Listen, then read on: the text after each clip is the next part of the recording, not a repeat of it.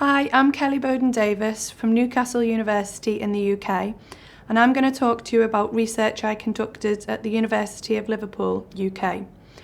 The title of the abstract is Short-Term Physical Inactivity with Increased Sedentary Behaviour Causes Endothelial Dysfunction.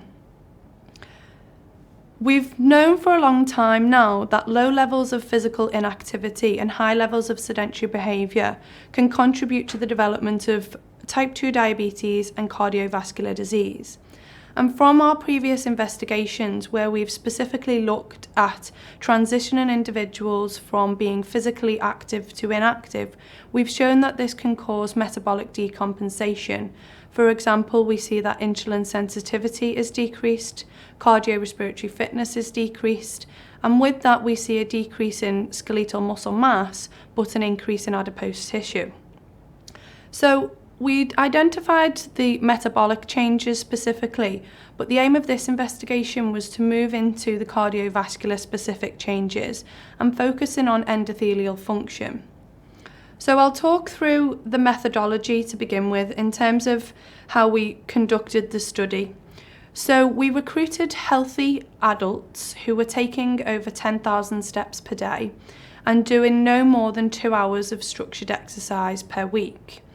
We asked them to wear physical activity monitors for the entire study to ensure that they were adhering to the intervention.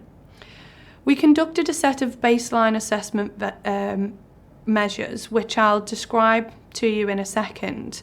But following the baseline assessments, we asked people to go away for 14 days and carry out no more than 1,500 steps per day. So we were asking them to significantly reduce their activity, a period of step reduction. We then invited them back for their second set of assessment measures, step reduction assessments.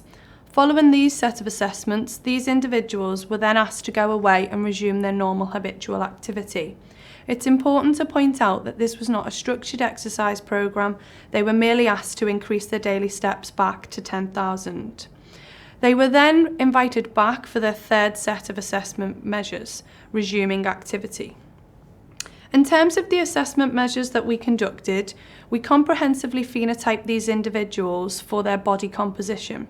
So we used IDEXA to identify their skeletal muscle mass changes. We used magnetic resonance spectroscopy to identify changes in liver-specific fat. We used fasting blood profiles to identify any changes in insulin sensitivity and lipids within the blood, etc. And then we used a technique called flow-mediated dilation, and this is an assessment of endothelial function, whereby we use ultrasound to assess how well the blood vessel dilates in response to a period of blood occlusion. We also used VO2 peak, which is an exercise test conducted on the treadmill. Moving into the results now, I'll focus first of all on whether or not the intervention achieved what it was supposed to in terms of physical activity and sedentary behaviour. So focusing on figure A of this, you can see that the participants were completing at baseline around about 10,000 steps. In fact, some were completing much more.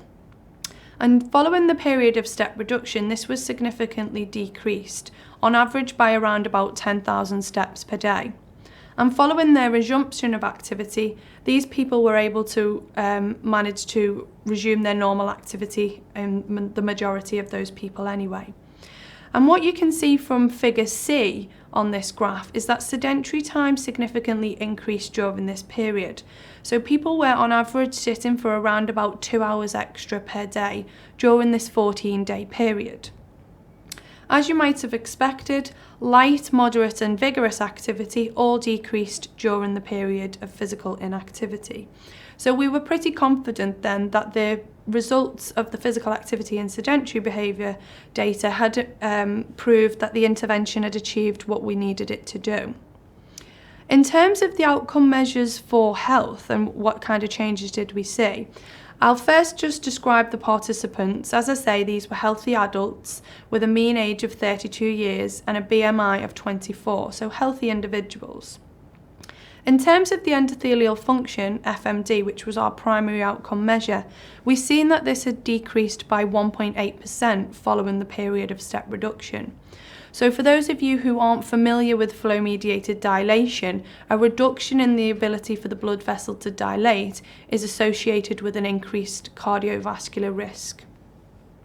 In terms of skeletal muscle and cardiorespiratory fitness, we've seen, similar to our previous investigations, that skeletal muscle mass decreased, as did cardiorespiratory fitness, which is one of the strongest predictors of all-cause mortality.